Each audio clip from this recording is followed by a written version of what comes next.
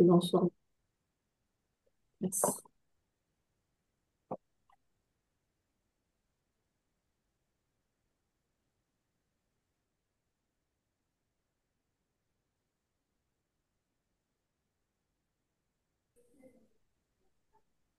Bonjour.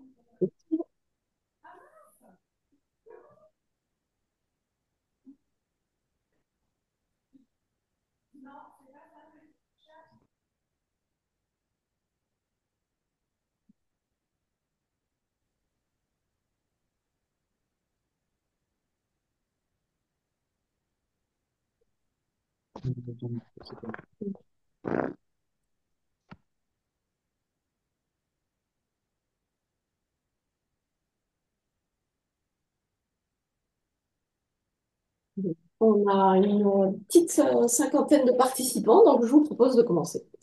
Et en plus, il est presque 14h05. On va aussi l'ordre du jour.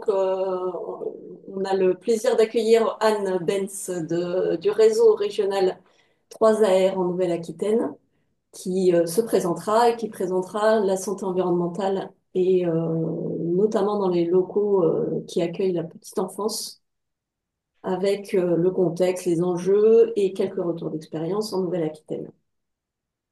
Ensuite, interviendra Cyril Couvel de l'Adréal Auvergne-Rhône-Alpes qui a mené un travail sur la qualité de l'air et les produits d'entretien, avec notamment la réalisation d'un closier et l'accompagnement de la commune de Ternay, dans le Rhône, sur justement le choix des produits d'entretien à l'échelle de la commune.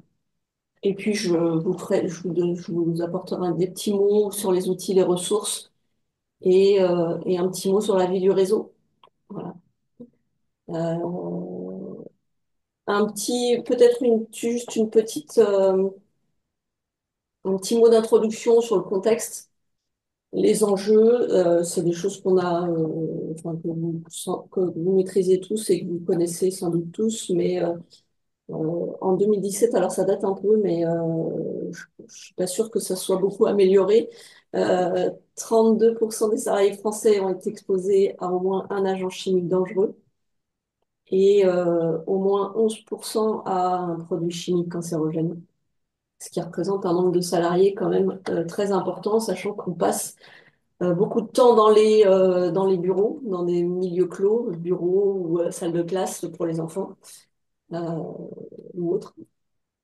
Et donc, ça influence les produits d'entretien, les produits qu'on utilise, que ce soit pour les matériaux, produits de construction, matériaux de construction ou produits d'entretien. On voit que ça influe directement la santé des occupants.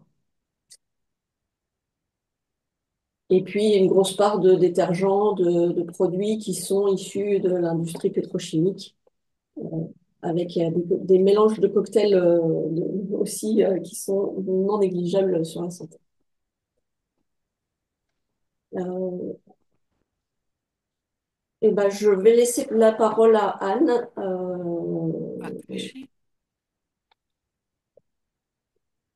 Donc, je vais repartager notre écran.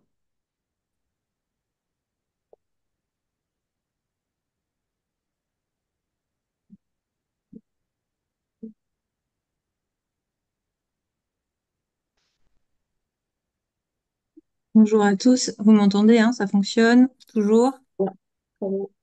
Voilà, super. Donc, Euh, je m'appelle Anne Ben, je suis la directrice de l'association 3AR. Donc, c'est le réseau des achats publics responsables de Nouvelle-Aquitaine. Donc, on se connaît avec Catherine depuis plusieurs années. Euh, et je vais vous partager les travaux qu'on mène en région Nouvelle-Aquitaine avec le soutien de l'Agence régionale de santé depuis, depuis plusieurs années. Je crois que c'est en bas à droite, Catherine, tu cherches le petit bonhomme. Merci. Ouais, c'est ça que tu cherches, non? Oui, exactement. Euh, Taille réelle. Ça. Vas-y, Ça mode peut être un lecture, écran. peut-être mode plein écran, ouais. Ouais, voilà. Euh, donc, on a une. Bon, je vous montre un peu qui on est. On est le quart sud-ouest, là, un petit peu mangé par l'Occitanie, mais on est sur un grand territoire, limitrophe avec l'Auvergne-Rhône-Alpes d'ailleurs. Donc, quand on vient à Ussel, on n'est pas très loin de certains d'entre vous, en Haute-Corrèze, par exemple, ou en Creuse.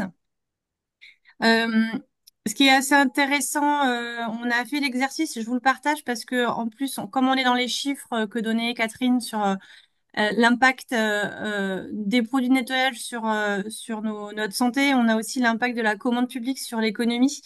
Euh, Je on n'a reviens. jamais trop, on a un peu du mal à avoir des chiffres, mais nous, en Nouvelle-Aquitaine, on a demandé à nos adhérents, donc on a 85 adhérents en 2024, quel était leur volume d'achat annuel. Donc, en cumulé, nos adhérents dépensent chaque année pour leurs achats publics 5 milliards chaque année. Donc en fait, c'est quand même un volume économique conséquent. Donc quand collectivement on dit on aimerait bien avoir moins de ces méchants produits comme que présentait Catherine dans les produits de nettoyage qui viennent nettoyer nos équipements, nos crèches, nos écoles, on a un impact et c'est un vrai retour d'expérience quand on explique ce qu'on aimerait avoir. Le marché est en capacité de s'adapter. On a un retour d'expérience depuis 2018 sur ce sujet-là en Nouvelle-Aquitaine, sur le nettoyage enfin, la détergence et les produits d'entretien et de désinfection. Et donc, on travaille en réseau avec les autres réseaux, en lien avec les autres réseaux régionaux. Je ne vais pas faire la pub du dispositif Guichet Vert, mais on anime le dispositif Guichet Vert en Nouvelle-Aquitaine. Et donc, Margot, ma collègue qui est en charge de ce dispositif, voit les collègues d'Auvergne-Rhône-Alpes tous les vendredis matins en visio. Tu peux avancer. Je vais vous expliquer un peu le contexte dans lequel s'inscrivent nos travaux. Donc, nous, en Nouvelle-Aquitaine, on travaille sur des facteurs de santé environnementale qui ont été priorisés, qui sont de travailler sur les sujets de qualité de l'air intérieur, puisque ce que présentait Catherine, à 80% de notre temps à l'intérieur, les tout petits crèches, c'est presque 90% hein, du temps passé à l'intérieur. Et notre prisme, c'est la réduction de l'exposition aux polluants chimiques. On ne parle pas d'autres. Il y a d'autres sujets sur les questions de l'impact de l'environnement sur notre santé, comme par exemple le bruit. Nous, on est vraiment sur le sujet de la chimie, des polluants chimiques. Et c'est vraiment là où, en tant qu'acheteur public, on a une grosse marge de manœuvre pour agir.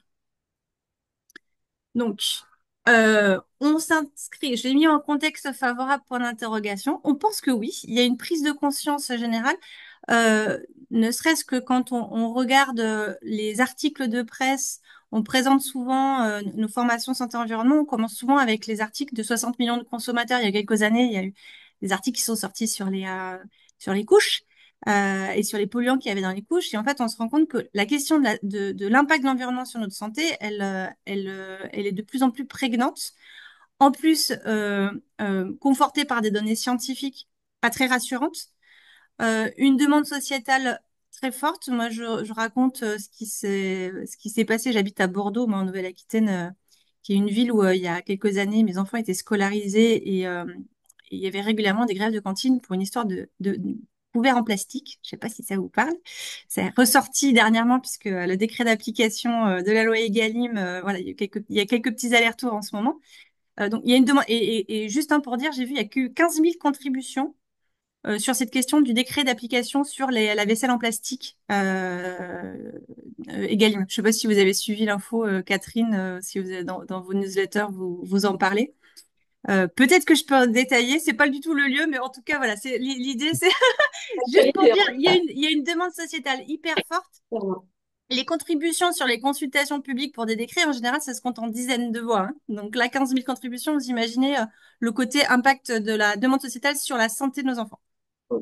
Euh, des engagements politiques qui vont avec, et puis une réglementation qui se met en place, encore une fois, sur les sujets de santé environnementale. On nous a parlé de la loi contre les PFAS, sortie il n'y a pas longtemps, polluants éternels. Egalim, j'en reparle. Les perturbateurs endocriniens, on commence un petit peu à voir que ça légifère. Donc, il y a des choses qui se passent. Je vais parler plus en détail du sujet nettoyage et désinfection, si tu veux avancer un petit peu, Catherine, sur cette partie-là. Donc, euh, la question qui est en haut, une réglementation qui nous protège, point d'interrogation. Alors, la réponse, elle est en bas, c'est une réglementation qui nous aide plutôt qui nous protège. C'est-à-dire que aujourd'hui, on peut acheter des produits qui sont dangereux pour notre santé.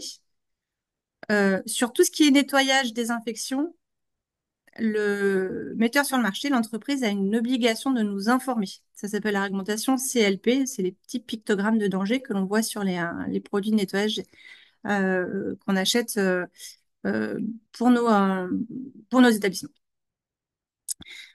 Donc j'ai commencé par le bas, par ce qu'on achète, par les obligations pour les entreprises. Donc on a un cadre européen qui est le cadre REACH, c'est-à-dire que quand on met sur le marché un produit, il faut qu'on nous dise ce qu'on va mettre dedans et qu'on nous informe. Donc le REACH, c'est le pas de données, pas d'autorisation et CLP, c'est l'information. Et après, à cela s'ajoute donc le côté information, c'est-à-dire on peut vendre des produits qui sont cancérigènes, mutagènes, reprotoxiques ou comprenant des perturbateurs endocriniens, mais on a une obligation de vous informer. Donc, quand on vous vend un produit biocide avec un bonhomme qui explose, c'est effectivement, ça veut vraiment dire qu'il y a un danger mortel quand on achète ce produit. Je le dis, c'est comme ça nous semble tout à fait logique. Pour autant, il y a des tas de personnes, en fait, dans vos établissements qui n'ont pas été formées à lire ces pictogrammes et qui calculent pas forcément, qui n'ont pas forcément compris que le fait qu'il y ait un poisson mort ou un bonhomme qui explose sur le produit qu'elles utilisent peut avoir aussi un impact sur leur santé. La formation des agents, elle est très, très importante pour les accompagner dans les changements de produits, les changements de pratiques. Petite parenthèse. On a aussi des réglementations sectorielles. Donc, sur les cosmétiques, il y a une réglementation cosmétique hyper carrée en Europe qui fait que toutes les cosmétiques qu'on vous vend sur le marché, on vous informe ce qu'il y a dedans. Vous avez la composition exhaustive de ce que vous achetez. Euh, je le mets là parce que en général, dans nos marchés de produits, enfin de fournitures d'entretien, il y a souvent un lot ou voire même dans le lot les savons en fait qu'on utilise pour se laver les mains en sortant, enfin dans les bureaux et autres. Donc c'est un outil intéressant cette réglementation sectorielle cosmétique parce qu'on sait ce qu'on nous vend. Sur les biocides également, il y a une réglementation sectorielle. Je vous ai mis rapidement la loi AGEC, article 13. Là, c'est vraiment le côté réglementation qui nous aide. La loi AGEC, donc c'est la loi pour l'économie circulaire, il y a un petit article qui parle de perturbateurs endocriniens dedans. Je sais pas si vous connaissez.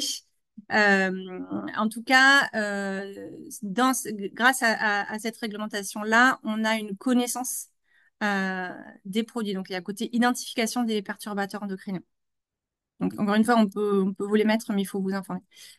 Euh, et, euh, et Scan4Chem, ça va avec avec cette réglementation-là. Je sais pas, est-ce que vous connaissez Scan4Chem? Vous pouvez mettre dans le chat pour ceux si vous connaissez ou vous connaissez pas.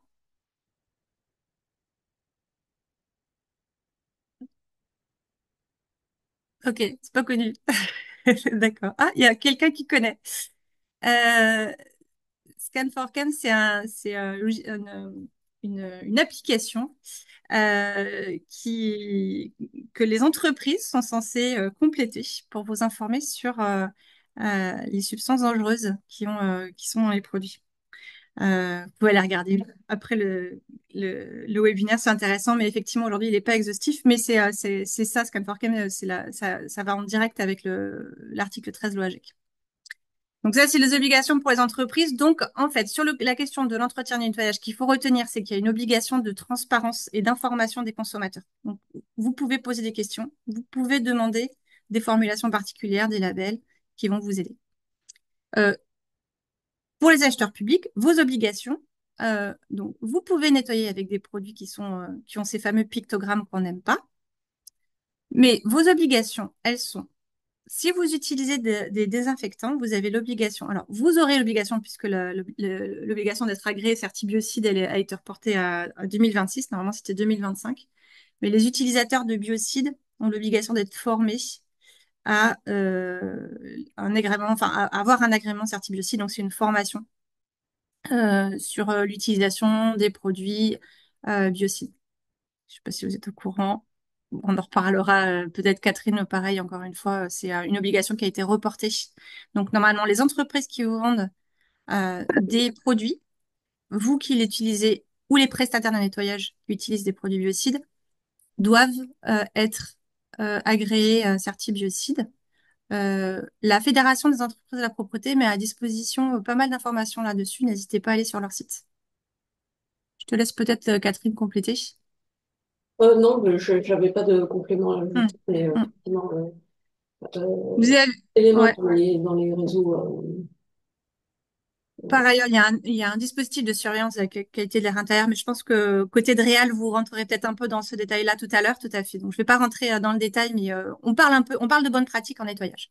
Et puis, sur le côté nettoyage aussi, pour les établissements qui accueillent des jeunes enfants, il y a un référentiel qualité. Alors, je crois que le nouveau référentiel n'est pas sorti, c'est plutôt le pré-référentiel, mais il y a tout un volet sur les bonnes pratiques en matière de nettoyage pour ne pas polluer l'air intérieur.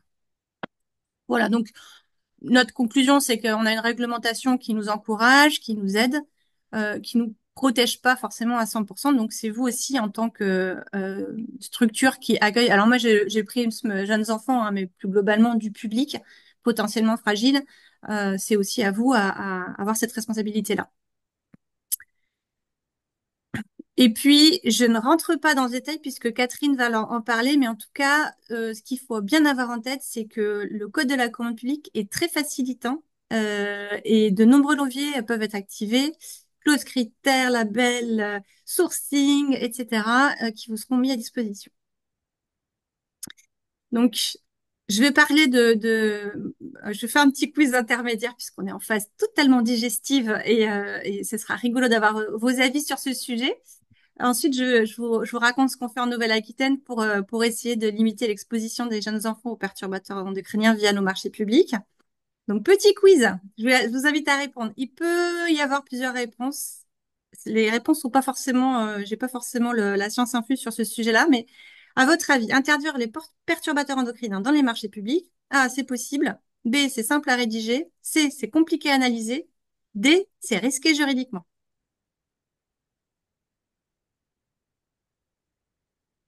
Catherine, t'en penses quoi, toi? On aurait pu faire un petit quiz en ligne. J'ai pas réagi. Ah oui, mais moi j'ai jamais réussi. À chaque fois, je. Mais on voit qu'il y a plein de réponses différentes. Ouais. On voit que tout le monde en met plusieurs. Il y en a beaucoup qui en mettent plusieurs. A, A, B, A, B, C. C'est Non, possible. ouais. Alors moi, je vais les reprendre ligne par ligne. Oui, c'est possible de les interdire. Enfin, c'est possible d'écrire qu'on veut les interdire.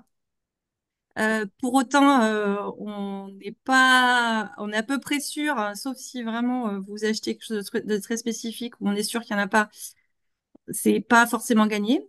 C'est simple à rédiger, ça a été souvent écrit, effectivement, hein, je peux dire en clause technique, ce produit ne comportera pas de perturbateurs endocriniens. Super. Et donc là, ça va avec la ligne C, et comment vous l'analysez derrière, dans la mesure où on n'a pas encore tout à fait identifié au point de vue européen sur c'est quoi les perturbateurs endocriniens et on n'est pas tous chimistes, hein, en général quand on analyse on est un peu perdu. Et puis c'est risqué juridiquement, ben, probablement puisque on est un peu sur un vide réglementaire. Donc nous ce qu'on vous dit c'est qu'interdire les perturbateurs endocriniens dans les marchés publics c'est un vœu pieux. Pour autant vous avez des moyens d'action et donc je vais vous présenter maintenant ce qu'on a fait en Nouvelle-Aquitaine, comment ça fonctionne chez nous. Donc, on est avec le soutien de l'Agence régionale de santé depuis à peu près 2017. On agit dans le cadre de deux politiques publiques, une politique qui s'appelle Santé, Environnement et Petite Enfance, qui maintenant s'intègre dans la politique dite des 1000 jours, des 1000 premiers jours, et puis dans le plan régional Santé Environnement de Nouvelle-Aquitaine avec donc une priorité pour l'ARS d'agir auprès des jeunes enfants et des futures mères. Donc, on agit au sein des maternités, des crèches, et on a fait une action dédiée aux écoles spécifiques sur le nettoyage et la désinfection. Donc, avec plusieurs modalités d'intervention, sensibilisation, outillage, formation, propose d'accompagnement personnalisé. Et donc, cela depuis plusieurs années. Et donc, ça nous permet d'avoir pas mal de choses à vous raconter. On s'inscrit dans un projet qui s'appelle Reco Crèche. Je ne sais pas si vous avez entendu parler de ce projet RecoCrèche. Je vous ai mis les liens après parce que c'est là qu'on a un peu on a rangé tous nos sujets sur la santé environnement appliquée à la petite enfance. Tout est sur le site de RecoCrèche. On a mutualisé nos forces. On est dans un consortium avec d'autres opérateurs. Donc je vais faire un petit focus là-dessus. Donc ce qu'on constate dans les crèches, c'est que bon, on achète plein de choses. Vous les avez là. On va trouver les fournitures, produits d'hygiène et d'entretien et prestations de nettoyage sur la gauche.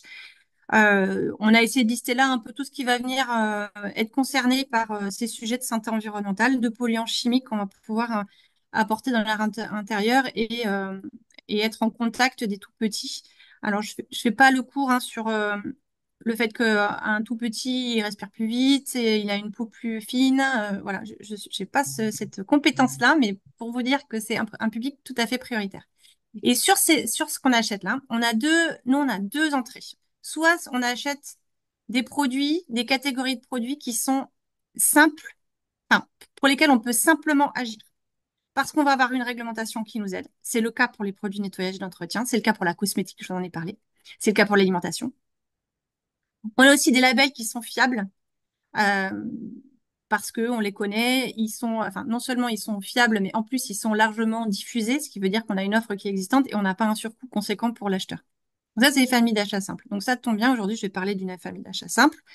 Euh, Par ailleurs, on a des familles d'achats sur lesquelles c'est beaucoup plus difficile. Par exemple, les jeux et jouets, le mobilier, les couches, ça commence à être un peu plus simple, mais c'est quand même compliqué. Euh, Certains produits, certains matériaux, pour les chantiers. Ceux-là, ils sont plus compliqués parce qu'on a une réglementation qui est pas très facilitante, voire on a un vide réglementaire. On n'a pas ou on a peu de labels fiables. Il y en a un, par exemple, sur le mobilier, il y a deux références avec NFRESH, par exemple, donc qui est un label qui est plutôt pas mal. Donc là, c'est le côté, il n'y a pas d'offre, en fait, ou alors le surcoût, il est considérable. Donc, il faudra qu'on agisse plutôt en amont, discuter avec les entreprises, revoir ses BPU, euh, agir sur ses pratiques aussi, acheter moins, par exemple. Se poser la question, est-ce que j'ai vraiment besoin de mettre des matelas partout dans ma crèche? Est-ce qu'il n'y a pas d'autres moyens? Est-ce que c'est pas grave si l'enfant tombe? Donc, sur la partie du nettoyage, euh, je veux bien que tu avances, s'il te plaît. C'est donc une famille simple. On peut facilement connaître la composition des produits qu'on achète parce que l'entreprise qui vous vend des produits, elle a l'obligation de vous mettre à disposition une fiche technique et une fiche de données de sécurité. Dans cette fiche de données de sécurité FDS, vous allez trouver un tas d'informations. Euh, on explique un peu, nous, dans nos guides, comment les lire et où aller chercher les sujets qui nous intéressent. Et aussi, on a, y compris sur ces produits-là, un marquage directement sur le produit. Comme quand on a les produits bio, on a le marquage sur le produit. Quand on a le Nutri-Score, là, on a la fameuse réglementation CLP qui s'applique, donc avec les pictogrammes de danger. Ça va être révisé d'ailleurs prochainement.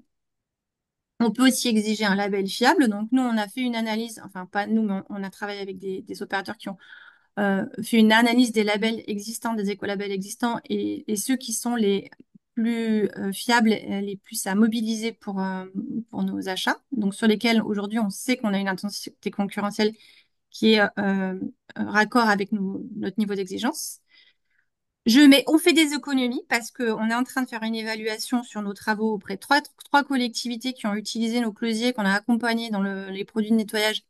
Et on est en train, donc là, on fait ça avec un bureau d'études. On voulait aller voir en fait les gains sur les gains directs, indirects et de long terme sur les coûts de santé évités. En réalité, sur le premier point, sur les gains directs, on en a.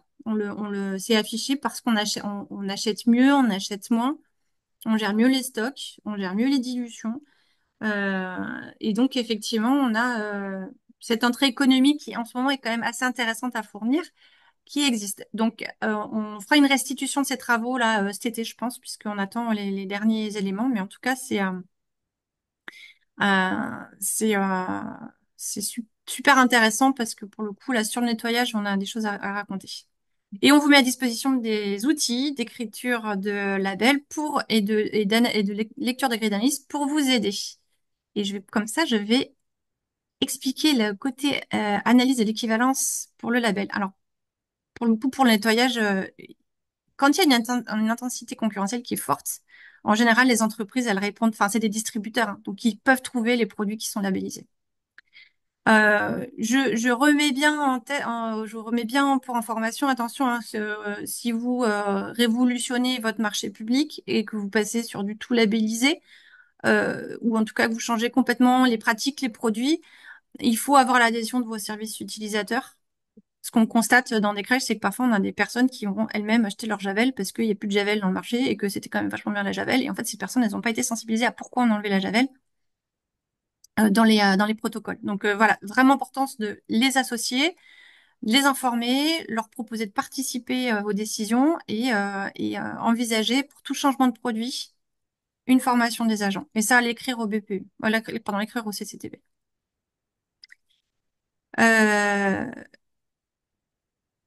Oui, il y a juste une question relative au label. On peut, sinon ouais, tu peux c'est ça, mais complètement pour après, moi, mais ouais, alors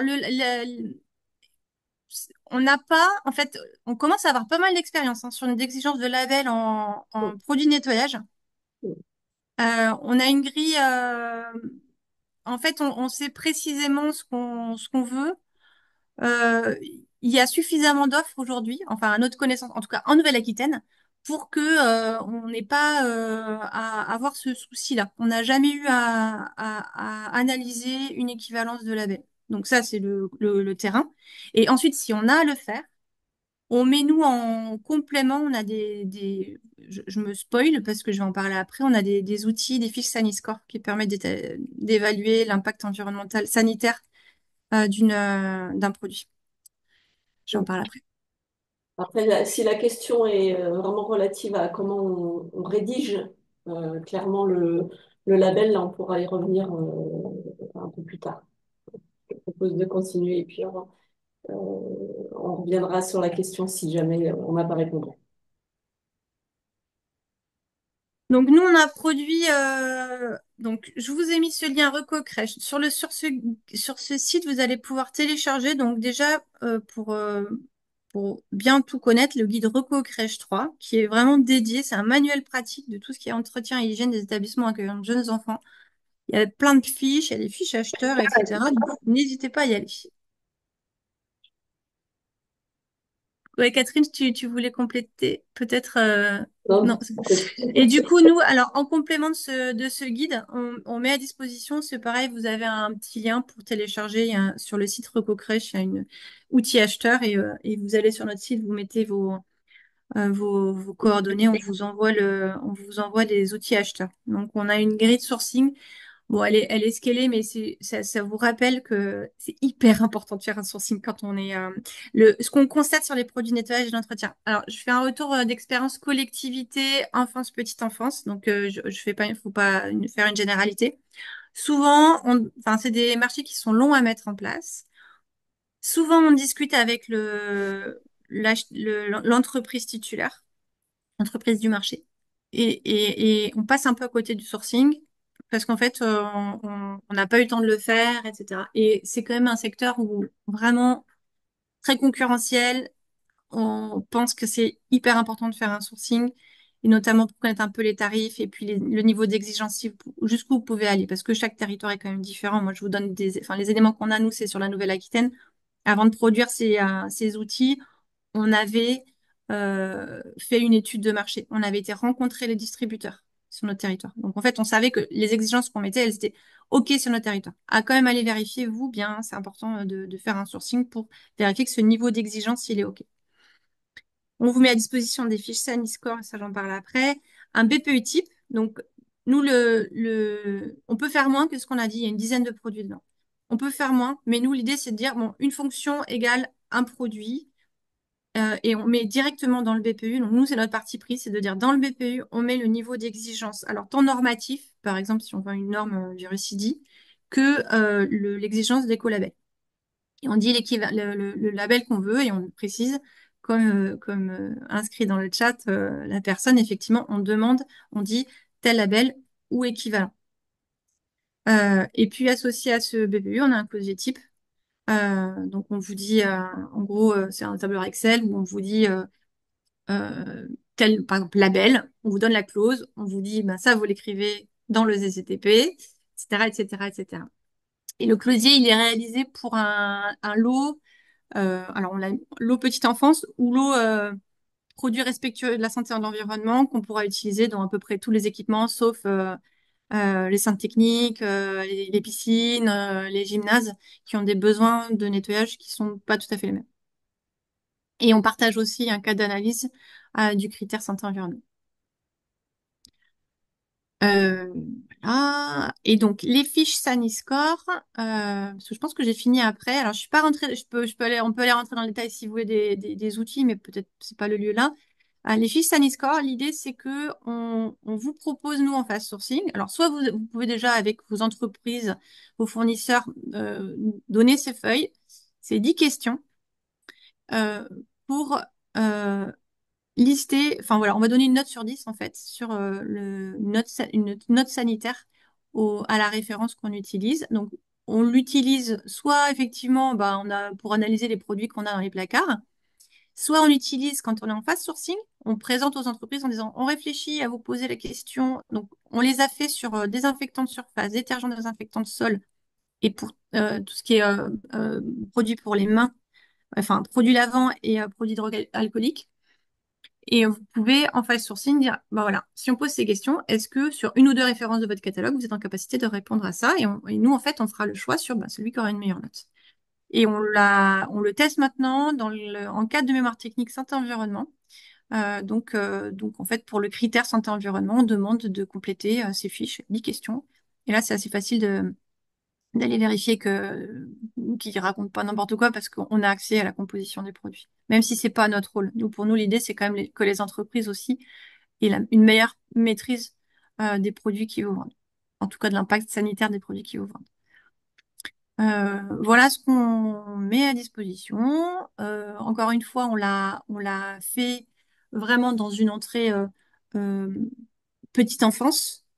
Donc voilà, à adapter à vos réalités. Mais en tout cas, ça fonctionne plutôt pas mal en région Nouvelle-Aquitaine. Je sais pas si vous avez des questions. Euh,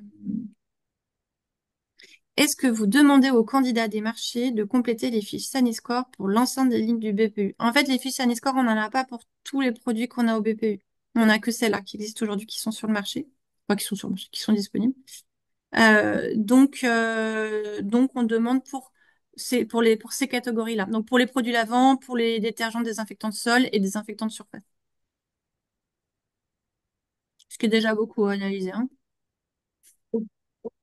Ok, On a essayé de trouver le juste niveau entre quand même leur demander de maîtriser ce qu'ils vous vendent, mais en même temps rester quand même attractif et puis pas non plus. Enfin, derrière, il y a du monde, hein, l'analyse d'un marché d'entretien, ça prend quand même beaucoup de temps. Donc, rajouter des considérations sanitaires et environnementales, il faut qu'on soit en capacité de les analyser simplement et pas d'être enfin, de pas être contre-productif. Enfin, voilà, c'était un peu l'exemple du départ de mon quiz, quoi. C'est si vous écrivez, je veux pas de perturbateur endocrinien, ben, comment est-ce que vous allez voir sur les 10 lignes? Alors, nous, on n'a que 10 lignes, entre guillemets, hein. En général, on a plutôt, en moyenne, c'est 40 produits hein, dans une crèche, hein, quand on fait des audits. Du coup, quand on va aller regarder ces 10 lignes, fois minimum 5-6, enfin, je sais pas, 5-6 réponses, donc, ça fait donc 60 fiches techniques FDS à analyser. Vous imaginez le temps qu'il y a derrière, et c'est pas forcément derrière des préventeurs qui sont là, qui savent quand même lire les FDS, qui sont là pour analyser. Donc, voilà, nous, l'idée, c'est vraiment de trouver le dosage sur un niveau d'exigence minimal et en même temps sur une simplicité tant pour les entreprises que pour les acheteurs publics. En tout cas, sur le côté rédaction, c'est vraiment très simple. ouais, est-ce qu'il y a d'autres questions? N'hésitez pas à les écrire ou à lever la main et à interroger en direct, hein, Vous connaissiez le projet RecoCrèche ou nos outils? Est-ce qu'il y en a qui connaissaient?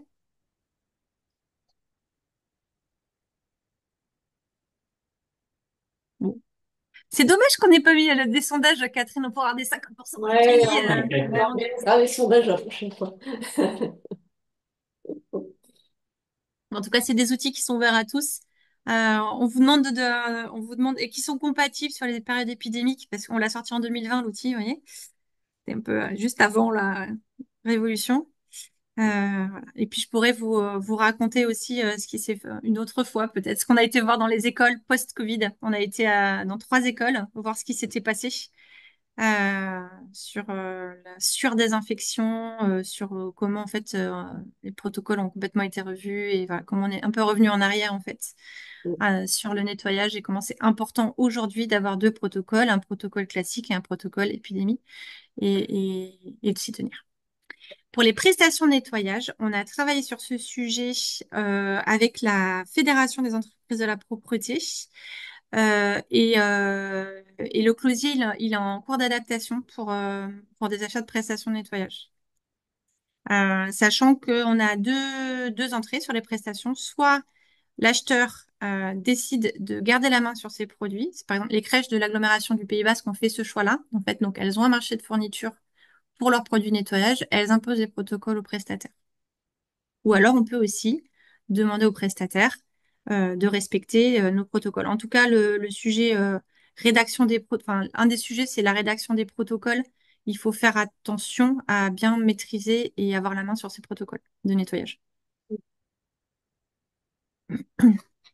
On a quelques Et, exemples et je vous citerai quelques ressources qu'on a aussi en région, notamment ouais. dans la ville.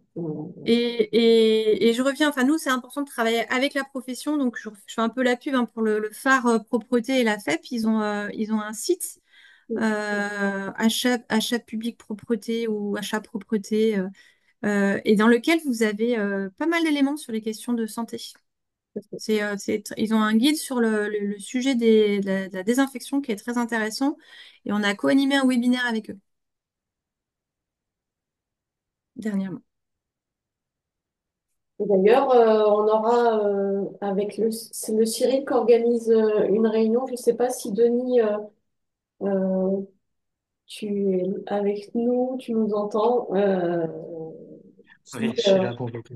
voilà, si tu veux dire un petit mot sur le prochain événement qui s'adresse plutôt aux entreprises, mais pas que finalement. Et ouais, pas que. Bonjour tout le monde. Merci. Ben, j'étais pas prévu que vous en parle, mais c'est pour la proposition et la main tendue. Effectivement, avec la Fédération des entreprises de propreté ici en Rhône-Alpes, le phare qui a été cité à l'instant et le SPENRAC, et le syndicat patronal ici en Rhône-Alpes, le 8 avril prochain, on organise un atelier pour les acheteurs et les entreprises. Donc, c'est un atelier qui se tiendra de midi à 15h30. On crée une rencontre en fait entre des acheteurs et des entreprises de prestations, des prestataires de propreté. Ça se passera à Lyon, à la Maison de la Propreté, de midi à 15h30 le 8 avril. Vous pouvez par l'intermédiaire de Catherine Préma ou en envoyant un message sur le site du CIRI de cirid.org, contact@cirid.org, vous inscrire si c'est bien volontiers. C'est vraiment un atelier de rencontre.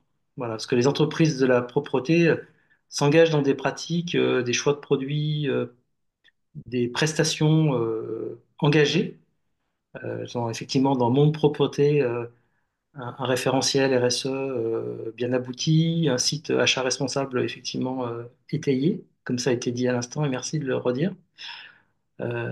Et donc il s'agit bien d'une rencontre entre la demande, la façon de conduire sa demande et de la piloter, comment piloter le marché avec le prestataire et comment faire cette rencontre. Donc un atelier commande publique responsable et achat responsable le 8 avril à Lyon. Vous êtes cordialement invités. Voilà, faut qu'on sache à l'avance parce qu'on prévoit quand même l'organisation et le plateau repas qui va avec.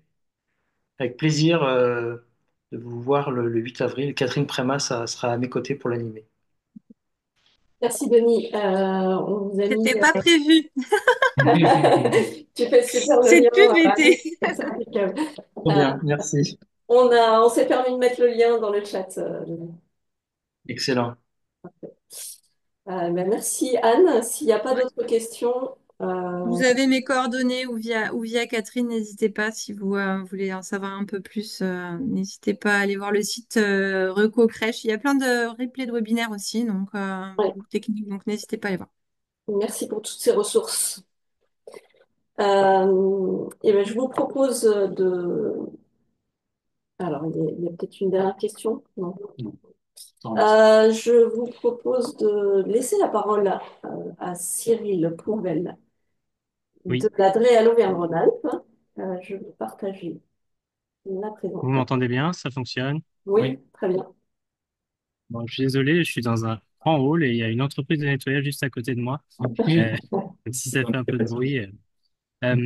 Voilà, donc moi je suis Cyril Pouvel, donc je suis de l'Adréal, je suis dans le service habitat construction et je copilote avec l'ARS l'action qualité de l'air intérieur du plan régional santé-environnement.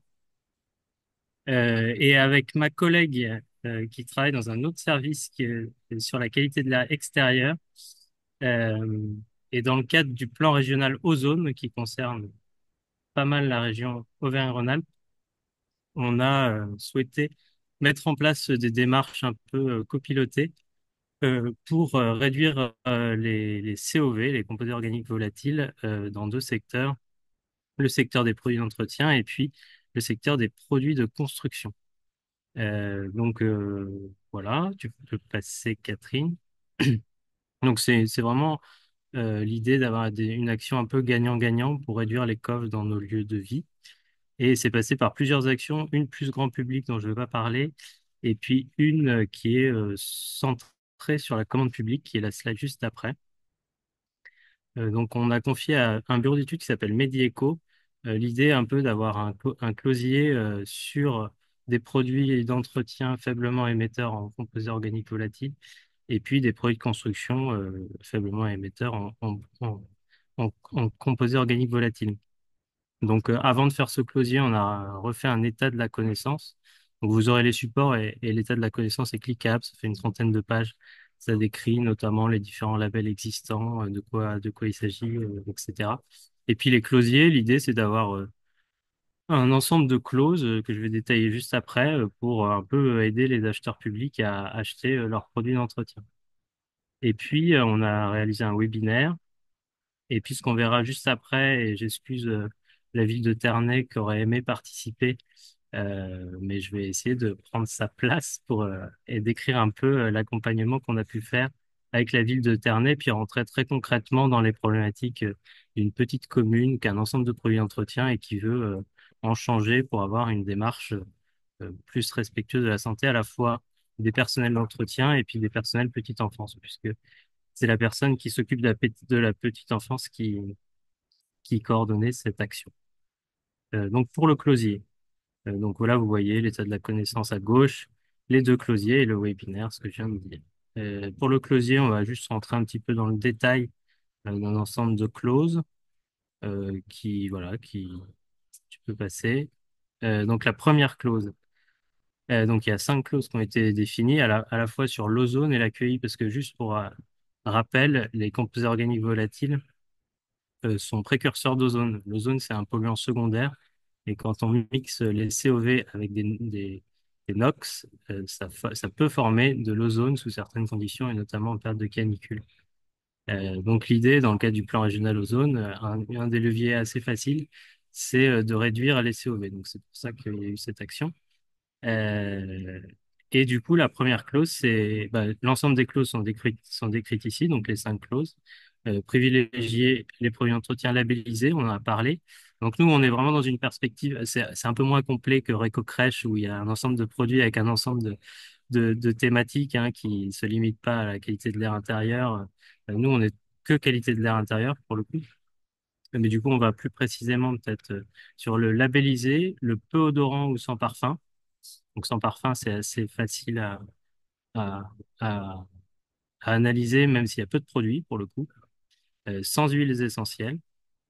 Et puis après, la question des pratiques, limiter l'emploi de produits d'entretien fonctionnant par pulvérisation, spray ou aérosol et favoriser l'action mécanique. Donc ça, c'est les 5 clauses qui sont décrites juste après. Donc tu peux passer à la slide suivante. Donc là, ça décrit un ensemble de labels existants et puis on a à chaque fois des araignées qui permettent de décrire en gros quels sont les bénéfices sur la qualité de l'air intérieur, sur l'ozone et puis sur la facilité de mise en œuvre et l'accessibilité économique. Sachant que dans la facilité de mise en œuvre, il y a le côté, est-ce que c'est facile de trouver les produits? Est-ce qu'ils existent et est-ce qu'ils existent moins? Un peu à dire d'experts liés au comité de pilotage et puis au bureau d'études Medieco qui a un peu l'habitude de chercher les produits les plus adaptés. Donc ça, c'est la première clause, privilégier les produits d'entretien labellisés. On voit que c'est quand même une clause qui permet d'être pas mal sur un ensemble de critères. Ensuite, le deuxième, qui est privilégier les produits d'entretien sans ajout de parfum ou sans parfum. Donc là, on a des gros bénéfices QAI et ozone, mais par contre, c'est plus difficile à mettre en œuvre et on trouve moins de produits. C'est, même si le propre n'a pas d'odeur, entre guillemets, c'est difficile de trouver des produits sans parfum. Donc ça fait partie des sujets un peu difficiles dans le sourcing. Je sais pas si Anne a des retours d'expérience, mais c'est difficile de trouver ce type de produit. La slide d'après, qui redécrit un peu dans le détail. En complément, quand c'est difficile de trouver, on demande, on demande, on demande, on demande. Et puis à un moment donné, il y a un marché, donc Voilà. les entreprises reformulent. Et ça, enfin, c'est une réalité. On avait fait une journée technique régionale. On avait dit, bon, bah nous, le BPU type, le label parfait, ce serait ça. Et en fait, 2 mois après, on avait 4 distributeurs qui avaient proposé, qui avaient reformulé, qui avaient proposé des, des lots petite enfance qui correspondaient à ce qu'on disait. Ouais. Donc, Bah, je pense que la force de on n'exige pas parce qu'il n'y a pas, mais on peut demander quand même, donner des bonnes notes et mettre en critère, quoi. Mm. mm. Ouais, on le verra tout à l'heure à travers l'exemple aussi de la ville de Ternay qui avait par exemple du mal à trouver un produit pour effacer les marqueurs sur les tables labellisés NF, non labellisés EcoCert. Et au final, ils ont réussi à trouver à force de demander. D'ailleurs, ils sont très contents. Euh, voilà, privilégier les produits d'entretien sans huile essentielle. Ça fait aussi partie des sujets un peu surprenants sur le côté impact sur la santé et sur la qualité de l'air des huiles essentielles.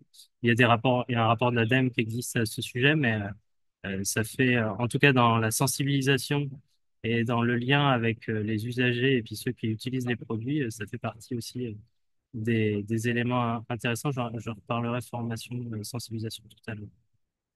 Ensuite, la clause d'après, c'est sur limiter l'emploi de produits d'entretien fonctionnant par pulvérisation, spray ou aérosol. C'est pareil le comité de pilotage, il y avait une fédération, la fédération. Alors, je suis moins habitué aux produits d'entretien parce que je travaille plutôt, j'ai une casquette plutôt construction, fédération, la FAIR, fédération produits d'entretien responsable, je crois, un truc du genre, qui nous disait qu'ils avaient beaucoup travaillé sur les générateurs d'aérosols qui justement émettaient beaucoup de CO2. Mais au-delà de ça, il y a la question de l'aérosol lui-même et des gouttelettes qui peuvent être impactantes pour la santé. Et du coup, si on utilise ce type de produit, plutôt le pulvériser sur un support, sur un chiffon, et puis après le mettre en place.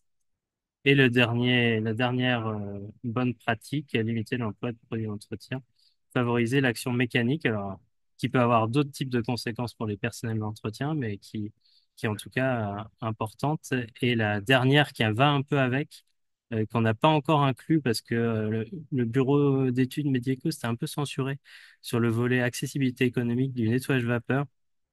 Et on l'a rajouté parce qu'au final du retour d'expérience de la ville de Ternay, c'est quelque chose qui est pas si cher que ça et qui peut permettre de faire des économies, en tout cas de leur point de vue.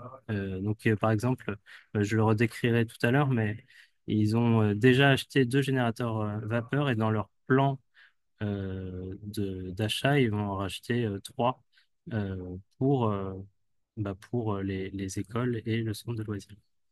Si je peux me permettre, on Ouais. vous encourage fortement à faire un benchmark, échanger avec vos pairs sur l'utilisation. Nous, c'est tout noir ou tout blanc, en fait. Quand c'est mal parti, ça coûte, voilà, faut faire attention à la maintenance. Voilà, bien vérifier qu'on a un bon SAV, une bonne maintenance, un bon contrat de maintenance. Et donc, on vous encourage très sérieusement, enfin vraiment, avant de faire ce choix-là, d'échanger en fait avec d'autres. Du coup, voilà, vous donnez un exemple de structure, de collectivité peut-être à contacter, mais c'est vrai que voilà, on conseille vraiment de bien faire un bon benchmark. Ouais, pour l'instant, la ville de Ternay semblait en tout cas très contente de ce choix, avec notamment la possibilité de nettoyer pas mal de surfaces avec plein d'embouts. Et du coup, ça demande de la formation, ça demande effectivement de l'entretien. Mais pour l'instant, en tout cas, ils étaient assez contents de cette démarche. D'ailleurs, ça me permet d'enclencher sur les slides d'après qui concernent plutôt le retour d'expérience de la ville de Ternay, avec au départ un accompagnement qui qui était vraiment, alors dans les objectifs, on voit réduire les émissions de CO2, mais le premier objectif des élus, c'était surtout de réduire les dépenses, de faire un bilan sur le fait que il fallait faire en sorte de rationaliser un peu et de réduire les dépenses. C'est un peu le premier objectif.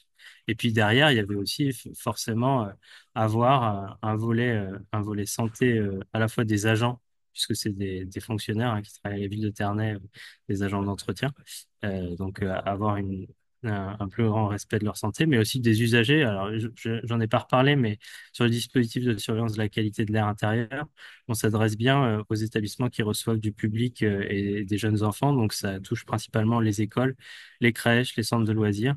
Donc c'est un dispositif qui va venir avoir une sorte de contrôle de ce qui est utilisé et surtout des contenus et des moyens d'aération à la fois, et puis des mesures et un autodiagnostic des pratiques. Et nous, notre intérêt, c'était que dans le cadre de l'autodiagnostic, réfléchir aussi aux pratiques d'entretien, ça permet d'améliorer la qualité de l'air. Donc ça fait le lien avec les usagers. Et puis, dans les objectifs, il y avait aussi sensibiliser et former les agents d'entretien. Alors, ça, c'est à la fois un objectif, mais aussi un moyen pour réussir l'action. S'il n'y a pas ça au départ, c'est un peu le grand retour d'expérience de la ville de Ternay, c'est qu'il y a eu vraiment cette volonté d'associer les personnels et pas que d'agir sur l'achat public, mais de les associer vraiment. C'est ce qu'on va voir juste après. Ce serait vachement mieux si Dalila, elle vous faisait le Dalila Rétoré de la ville de Ternay, parce qu'elle a une force de persuasion assez, assez importante et puis elle connaît bien ces sujets. Donc, ce qui a été fait avec l'Adréal et puis avec le bureau d'études Medieco, c'était déjà un état des lieux des produits actuellement utilisés dans les salles communales. Et c'était l'idée un peu de voir qu'est-ce qui est utilisé, combien de produits, de regarder un peu dans les armoires et puis regarder, en fait, pour le même usage, il pouvait y avoir 5, 6 produits différents et qui étaient liés au final, au personnel, à telle odeur qui était préférée. Ce genre de choses. Donc, premier état des lieux. Ensuite, ce qui a été fait, c'est de récupérer l'ensemble des fiches de données de sécurité sur l'ensemble de ces produits qui ont été analysés par le bureau d'études Medieco et qui après a fait un retour aux agents sur au final qu'est-ce que ça voulait dire, les pictogrammes, quel était l'impact sur la santé, et puis de sélectionner en fonction des fiches de sécurité les produits qui étaient le plus adaptés. Et puis ensuite, là où il y avait des problèmes, sélectionner, acheter des produits d'entretien qui étaient certifiés, écolabel notamment, pour une moindre émission des CO2. Ensuite, a été mis en place une formation des agents, un temps éducatif de sensibilisation, notamment avec des outils qui sont utilisés de manière assez générale pour sensibiliser les personnels. Donc là, par exemple, on a un jeu qui a été produit par Wiko sur la qualité de l'air intérieur et qui permet derrière de discuter de l'impact des produits et de manière ludique d'avoir un temps de sensibilisation des agents qui a été assez importante pour l'appropriation, parce que changer les pratiques, ça se fait pas comme ça, juste en achetant de nouveaux produits. Si les gens, ils sont pas, voilà, s'ils avaient eu l'habitude d'utiliser la Javel, comme disait Anne tout à l'heure, et qu'on leur explique pas pourquoi il y a des nouveaux protocoles, et ben, il y a ce besoin de sensibilisation et d'accompagnement qui est assez primordial.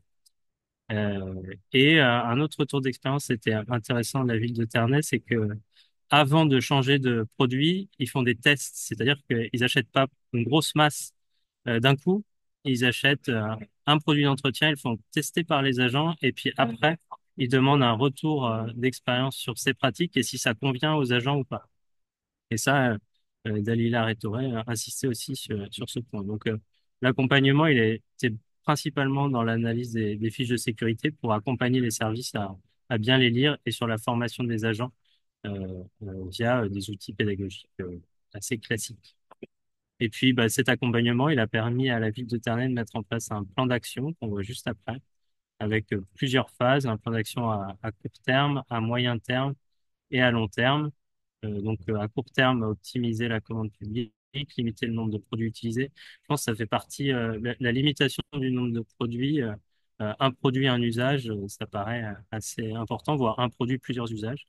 vérifier la composition des produits, donc lire les fiches de sécurité, hein, pas juste, on l'a vu tout à l'heure dans ce qu'a décrit Anne, hein, c'est quand même un des points majeurs, c'est indiquer à la fois les pictogrammes et la composition, donc il faut les lire et puis il faut avoir la capacité de les analyser. Optimiser le stockage aussi, notamment en lien avec, pour le coup, la santé des usagers, hein, que les lieux de stockage ne soient pas forcément à proximité des lieux où on donne classe, et aérer pendant et après le nettoyage. Alors ça fait partie des gros points pour la qualité de l'air intérieur notamment, l'aération pendant et après le nettoyage, et ça, c'est aussi en lien avec la formation des agents. Et puis ensuite, à moyen terme, redéfinir les besoins. Est-ce qu'on a besoin de tout le temps désinfecter? Quels sont les réels besoins et quel protocole utiliser en fonction des vrais besoins? La question des odeurs, tout à l'heure, on a vu hein, dans les référentiels et puis dans les imaginaires, c'est toujours le propre est souvent associé à la question de l'odeur. Et c'est vrai qu'il y a le lien aussi qui a à faire avec les usagers. Et Dalila mettait aussi en avant le fait que si, par exemple, les ATSEM ou les maîtresses faisaient un retour aux agents d'entretien qui était négatif parce que soit les salles, il y avait encore, soit les tables, il y avait encore des traces de marqueurs, ou alors parce que ça sentait rien, bah, elles avaient l'impression que c'était pas nettoyé. Ça pouvait nuire un peu à la santé mentale, entre guillemets, des agents, et du coup à la capacité qu'ils avaient de s'approprier les pratiques. Donc il y a vraiment aussi ce besoin de temps et d'assimilation de l'ensemble des usagers aussi assez pratique. Former les agents aussi à d'autres types à la dilution, à bien lire quel type de dilution il faut, ou à la pré-imprégnation aussi. Euh, voilà. Et puis, dans les plans d'action à long terme, il y avait utilisé les générateurs vapeur. C'est ce que j'ai dit juste avant. Finalement, ils en ont acheté deux et ils sont assez contents du résultat, et du coup, ils passent à trois. Et là, si on peut passer à la slide suivante, qui dit en gros tout ce qui a été fait. Donc, ce qui a été fait effectivement dans le cadre du plan d'action, c'est bien redéfinir les besoins, limiter le nombre de produits, remplacer un maximum de produits par des alternatives certifiées écolabel. Donc, c'est ce label qu'ils ont choisi. Élimination des produits, particulièrement les aérosols, notamment pour laver les vitres, je crois. Utiliser des générateurs vapeur, donc qui se font actuellement au multi-accueil à l'école maternelle, et ils vont en acheter trois autres. Aération avant, après, former, sensibiliser, j'ai déjà dit. Et tout ça a généré une économie, donc par rapport aux trois retours d'expérience, en rajoute un, de 5 548,48 euros. C'est très précis.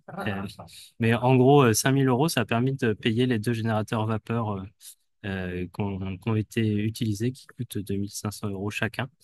Donc sur un an, au final, le bilan est assez positif, puisqu'il y a eu ce côté économie, et le premier objectif a été rempli, et il va de pair avec aussi la question de la santé. Donc c'est plutôt positif.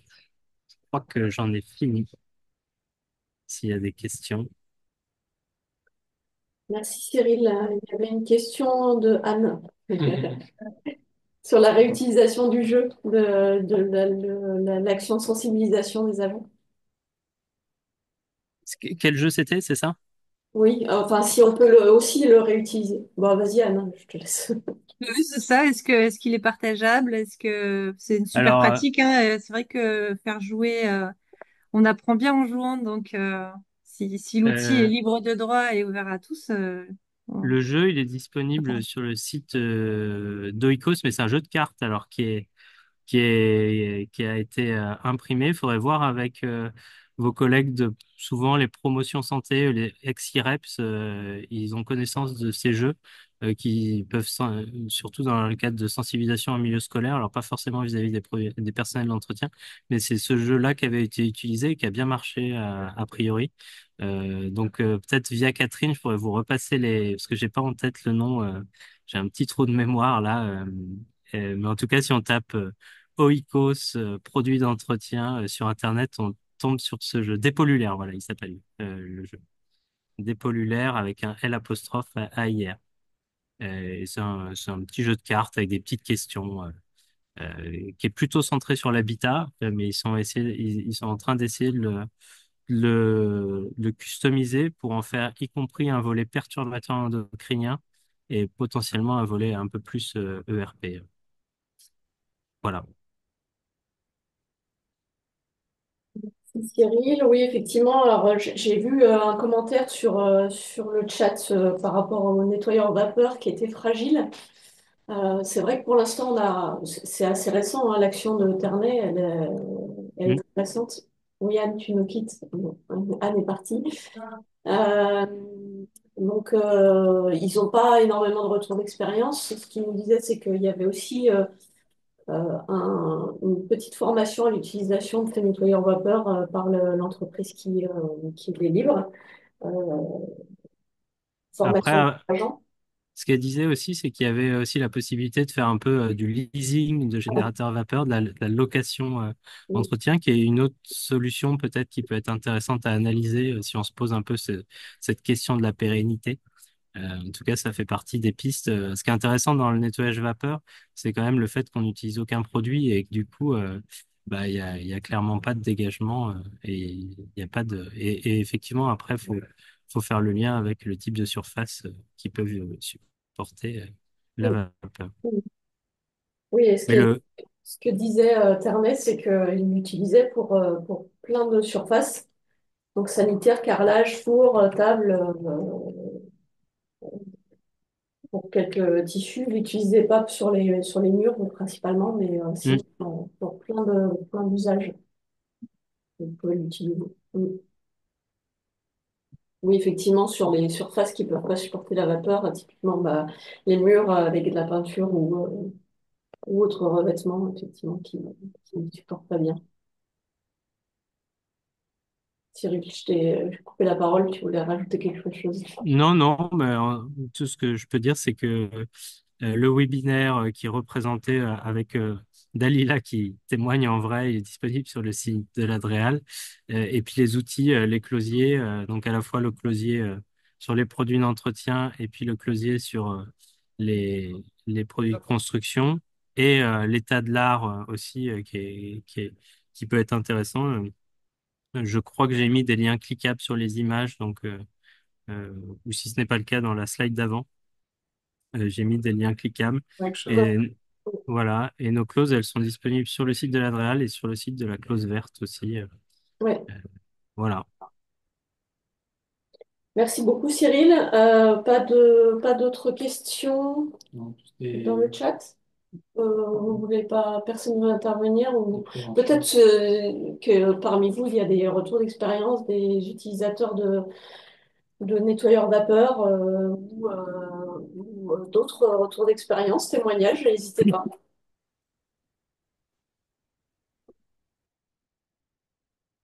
Non, personne qui veut témoigner. Moi, de mon côté, je suis obligé de vous laisser. Je suis désolé. Merci, Euh, Cyril. je vous laisse. Au revoir. Merci pour l'invitation. Merci à vous. Merci. Au revoir. Donc, en milieu hospitalier, je crois que vous l'utilisez effectivement pas mal. Euh, vous l'utilisez beaucoup. Et est-ce que ça a modifié peut-être l'utilisation d'autres produits courants, produits d'entretien est-ce que vous avez constaté aussi, comme Ternay, ou peut-être que vous l'aviez déjà fait avant, mais une réduction de la quantité de produits achetés ou de la variation des produits ou pas? Je confirme que oui. Ok, parfait. N'hésitez pas à nous en dire plus. J'en reviendrai un petit peu là-dessus sur les retours d'expérience. Un petit mot histoire de généraliser un peu plus, enfin, de généraliser un peu plus, je vais partager mon écran, oui. C'est celui-là. De prendre un petit peu de recul, parce que là, c'est vrai qu'on a beaucoup axé sur qualité de l'air intérieur et santé environnementale. D'un point de vue plus général, je vais partager mon écran. Donc, comme je sais que j'ai du mal à faire deux choses en même temps, commentaires. Je, je voulais revenir sur les outils ressources autres, d'une manière plus générale sur les produits d'entretien et de nettoyage dans les locaux. Euh, sur les recommandations en termes ça résume un petit peu tout ce qui s'est dit avant et de manière un peu plus générale, donc en amont du marché, euh, l'importance de s'interroger sur avantages, inconvénients de la mutualisation de l'achat, de la location, comme d'habitude, mais comme quel que soit je dirais le segment d'achat, on est toujours sur ces recommandations. Euh, Est-ce qu'on peut mutualiser? Est-ce qu'on peut louer plutôt qu'acheter? Euh, Voilà. Entreprendre la démarche de sourcing, Anne a insisté là-dessus et c'est vrai que c'est un marché sur lequel il est toujours important de faire cette démarche de sourcing si on a le temps suffisant. C'est important aussi d'aller contacter les fournisseurs, les entreprises, de rencontrer ces fournisseurs justement pour évaluer leur façon leur capacité à répondre à vos marchés exigeants. Évidemment, la phase, on l'a vu avec Ternay, mais la phase de diagnostic, elle est très importante. Ça permet de se re-questionner, de se repositionner sur la qualité, la quantité des produits qu'on achète. Ternay nous disait qu'eux, ils se posaient pas de questions, ils achetaient un produit, ils achetaient x5. Voilà, parce que c'était leur façon de fonctionner et qu'ils ne s'étaient jamais remis en question. Et donc, faire un bilan aussi sur les problèmes rencontrés, les formations nécessaires, la satisfaction des utilisateurs, tout ce qui est analyse, on va dire, des marchés passés. Euh, Affiner les besoins, donc ça c'est valable pour tous les segments d'achat. On répond bien à un besoin. Donc, le besoin, c'est les besoins en termes de stock, en termes de pratique, en termes de locaux à nettoyer, en termes d'occupation, d'emplacement, de nombre de nettoyages par jour ou par semaine. Voilà. Et puis après, on adapte le marché en fonction de ses besoins. Main levée, je ne sais pas si c'est pour réagir à ce qui vient d'être dit. Oui, Oui, et je vois. bonjour, est-ce que vous m'entendez? Oui, Oui, très bien. Oui, bonjour, Laura Valmori, Ville de Lyon. J'allais intervenir tout à l'heure, mais j'ai eu un souci de micro, du coup, je vais répondre à une question que vous aviez posée, mais pas en lien avec ce que vous exposez là. Donc, je suis acheteuse hygiène propreté à la Ville de Lyon, et pour le coup, nous, dans les crèches, on avait fait une expérimentation sur le nettoyage des sols à l'eau. Donc avec là pour le coup ça résonne avec ce que la personne de Dréal expliquait sur les privilégiés des l'action mécanique au lieu de la chimie. Et ben là, pour le coup, certaines microfibres avec une composition en polyamide, alors j'ai plus les pourcentages en tête, mais avec une composition de certaines matières, et ben ça faisait qu'il y avait une action mécanique qui permettait de complètement supprimer la chimie et utiliser uniquement de l'eau. Et du coup, l'expérimentation a été concluante et ils ont déployé ça. Donc, ils ont acheté ces bandeaux microfibres et ces balais, quoi. Pour pouvoir effectuer le nettoyage des sols des crèches. Voilà, retour d'expérience fructueux du coup de ce côté-là. C'est intéressant, merci. Oui, encore une fois, et ça fait le lien avec la question dans le chat, pourquoi ne pas imposer que des produits sans pictogramme? Oui, effectivement. Euh, il faut effectivement bien vérifier que, en fonction justement du besoin et de ce que vous voulez, de ce que vous attendez comme résultat, il faut bien être sûr que vous avez le produit en face, disponible. Mais l'idée, il est bien là. Il est d'aller vers la qualité des produits, favoriser les écolabels, éviter les produits aux substances allergisantes, les substances dangereuses, donc les produits sans pictogramme, effectivement. Limiter aussi le nombre de produits utilisés, puisque Emedi nous l'a dit très clairement quand on a accompagné la commune de Ternay. Euh, Ce qui fait aussi l'impact sur la santé et la qualité de l'air, c'est vraiment ce cocktail de produits, ce cocktail de tout ce qui compose les différents produits.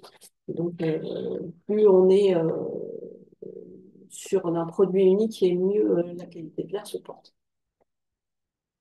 Euh, Après, je passe sur la méthode d'organisation, même si c'est important hein, de se coordonner en interne, comment on suit, ça permet aussi de se mettre en ordre de marche pour suivre la bonne exécution du marché. Alors pour Ternay, c'est une gestion des agents internes, euh, mais si c'est une entreprise de nettoyage qui intervient, il y a effectivement un protocole, et Anne l'a bien souligné, un protocole à partager et qui doit être sujet à discussion avec l'entreprise de nettoyage. Et puis, il y a la question de la limitation des emballages et des déchets dans ce segment d'achat, particulièrement dans ce segment d'achat qui a pour objectif d'éviter les produits jetables et puis de favoriser les contenants, donc produits dilués, produits en vrac, rechargeables, concentrés, etc. Pour répondre à la question de Cyril sur favoriser les écolabels, a priori, tu me dis si je me trompe, mais il me semble que non, ils ne se valent pas tous. Et du coup, Alors, est-ce qu'il est ouais. possible d'en imposer un? Alors, je vais en parler après des écolabels. Il y a le site de l'ADEME qui est très bien fait, qui vous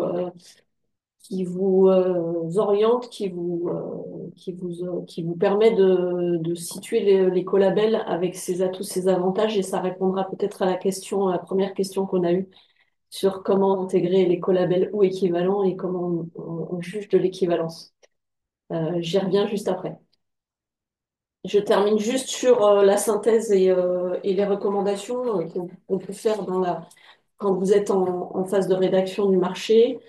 Exiger des modes de preuve pour apprécier la qualité des produits avec des fiches techniques, des fiches de données sécurité, les échantillons, les certificats d'écolabel ou en tout cas voilà, le type d'écolabel. Et ce qui est mieux, on le verra après, mais c'est pourquoi pas ce que vous exigez de cet écolabel, euh, vu qu'ils ne sont pas tous équivalents.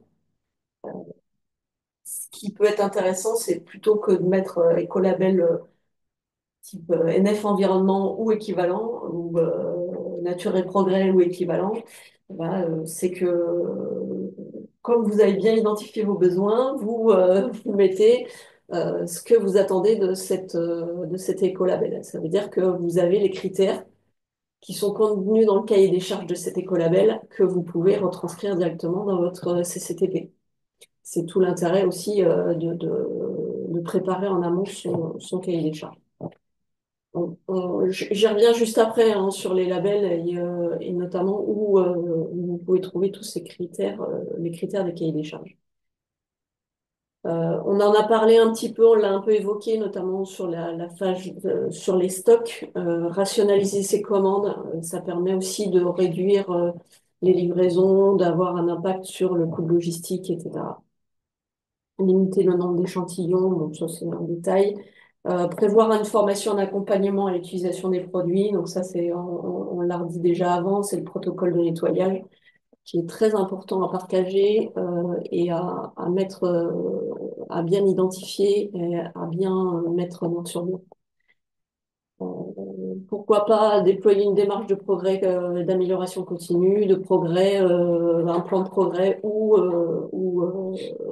de garder des relations en amélioration continue avec l'entreprise qui intervient euh, sur l'évolution des besoins, l'évolution des produits, sur les pratiques, etc. Et puis, évaluer les économies. On en a parlé un petit peu tout à l'heure avec Anne, les économies engendrées, que ce soit sur les ressources en eau, mais ça peut être sur les déchets aussi, et les économies budgétaires, évidemment, c'est important. C'est ce qu'a fait Ternay avec ses produits qu'ils ont beaucoup réduit, et donc une économie de 5 000 € qu'ils ont faite très rapidement, là, en un an, qui leur a permis d'investir sur des nettoyeurs vapeur. Alors, en termes de ressources, je vous ai mis ici donc le site de l'ADEME sur les labels. Je suis pas sûre qu'on puisse aller voir là maintenant tout de suite, mais vous avez les liens. Donc sur le site, je ne sais pas si vous le connaissez, mais dès qu'on peut, on le cite. Donc n'hésitez pas à aller voir. Ce site, il répertorie tous les labels. Alors il est grand public. Et donc, on a un annuaire des labels que nous, on a développé qui vient en complément de l'annuaire de l'ADEME, qui est plus à vocation plutôt des collectivités, des professionnels. Donc, vous trouvez dans notre annuaire des labels des segments d'achat qui ne sont pas destinés au grand public, hein, mais qui vient vraiment en complément. Donc, en premier lieu, allez voir sur le site de l'ADEME, où là, vous avez les différents écolabels que vous rencontrez, ceux qu'on rencontre le plus couramment. Et pour chaque type de label, vous avez les plus et les avantages de ce label avec les critères, justement, dont je parlais tout à l'heure, les critères qui sont contenus dans le cahier des charges de ce label. Par exemple, Nature et Progrès ou EcoCert, ça vous garantit que 100% des ingrédients sont d'origine naturelle. NF Environnement, ça vous certifie que le produit est moins impactant sur l'ensemble du cycle de vie de la fabrication à l'utilisation à la fin de vie. Voilà, ça c'est le type de critères que vous pouvez trouver sur le site de l'ADEME ou sur le site de l'Écolabel en direct. Donc ils se valent pas forcément tous, en tout cas, ils n'ont pas tout à fait tous les mêmes critères. Donc vous pouvez imposer, pour répondre à la question, vous pouvez imposer un label, encore une fois, vous devez inscrire ou équivalent. Ou vous pouvez aussi trouver un intérêt à ne prendre que quelques critères du cahier des charges qui vous intéressent et à le réinscrire, l'inscrire directement dans votre CCTP. On a, je vous oriente aussi vers le guide Commande publique durable et transition écologique qu'on a sorti en janvier de l'année dernière, 2024. La fiche 6, elle est dédiée aux produits d'entretien et services de nettoyage. Donc, n'hésitez pas à aller voir. On vous explique justement comment rédiger des clauses et des critères dans vos cahiers des charges, avec un retour d'expérience aussi de la ville de Grenoble sur un marché passé. Et je vous ai mis aussi en lien, vous les aurez déjà dans les présentations de Anne, mais la boîte à outils du réseau en Nouvelle-Aquitaine 3AR sur les différents guides et notamment le guide Réco-Crèche qu'elle a cité, et puis d'autres outils aussi qui sont disponibles sur leur site. Je vous ai mis aussi le cahier des charges de l'Union européenne sur les services de nettoyage intérieur, avec des propositions aussi de rédaction de clauses, de critères directement qui peuvent être directement utilisés, avec des références aux écolabels notamment. Et puis le site de la clause verte, sur laquelle vous retrouvez aussi des clauses qui sont dans le closier élaboré par l'Adréal. Et puis d'autres outils. Alors, je n'ai pas tout mis hein, parce qu'il y a plein de références. On l'a dit aussi. N'hésitez pas à aller consulter les sites de, du réseau des services de propreté et de nettoyage, notamment Phare Propreté et autres réseaux de ce type. Euh, Est-ce que j'ai loupé des questions? Non.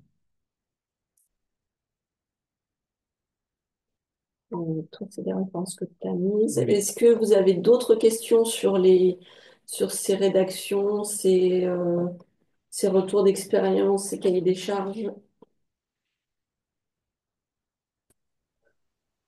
Alors évidemment, vous recevrez les supports de présentation.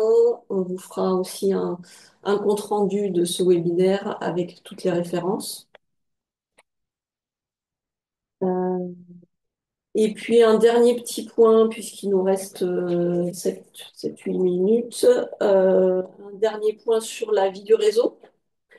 Donc, dans le cadre du réseau achat durable Auvergne-Rhône-Alpes, on organise régulièrement ce type de webinaire.